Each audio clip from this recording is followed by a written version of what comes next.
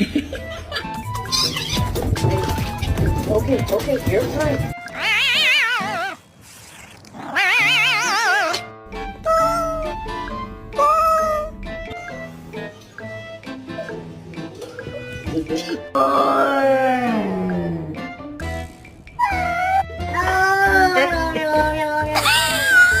Attention all you fake ass people. Narcissist.